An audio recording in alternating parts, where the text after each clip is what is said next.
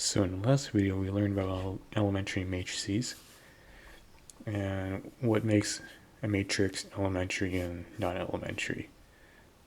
Now we're going to incorporate row operations pertaining to elementary matrices. Now,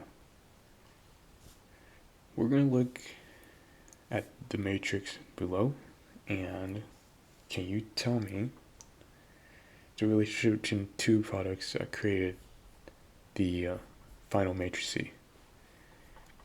And if you can, you might as well just skip this video, but if not, don't worry, we're going to cover more examples and we're going to go more in depth. So let's say we have matrices E and A being multiplied. You will notice that E looks an awful lot like an identity matrix, but something's changed. Can you tell what it is? So let's note that the first two rows of A are interchanged when multiplying on the left by the identity matrix. So therefore, given the elementary matrix times the coefficient matrix, the product is simply the first two rows of A interchanged. So it's 1, -3 in the first row and 0, 2, 1 in the second row, with row 3 being as is. And there you have it. So let's go over this next example where you have two matrices. And before we approach even further, let's assess some things. Yes, E and A are both square. They're both, well, they're not the same size. E is a 3x3 and A is a 3x4. So what does that imply? Well, it implies, well, we got a question whether or not it's gonna create a matrix, and it turns out it is. And in this case, the product is gonna be a 3x4 matrix, a 3x4 matrix. Now, matrix E, however, what row operation from an identity matrix puts a 1/2 in row 2, column 2? And if you said that the second row in the matrix E has the second row multiplied by 1/2, you would be correct.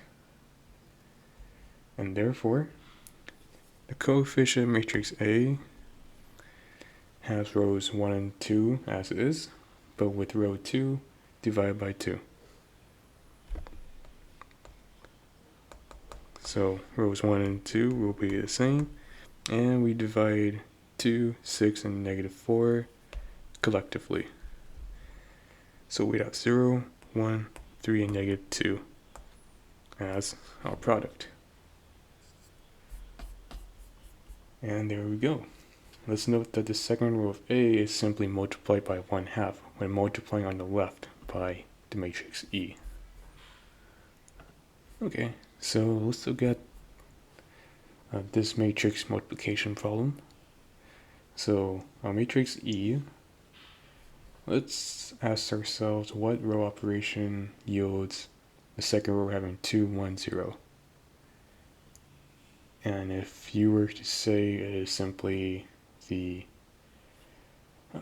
first row being multiplied by 2 and being added to the second row as the row operation, you would be correct. Now that you got that out of the way, what does that mean for the matrix multiplication? Well, we know it's a 3x3, so there's no mystery about that.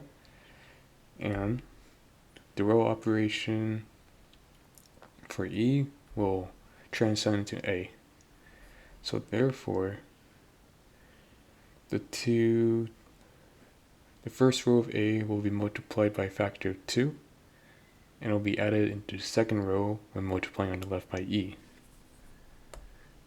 So this means that in the matrix multiplication for this problem, rows 1 and 3 will be the same, And we have to multiply the first row of A by 2 and add it onto the second row and move that change to the matrix product.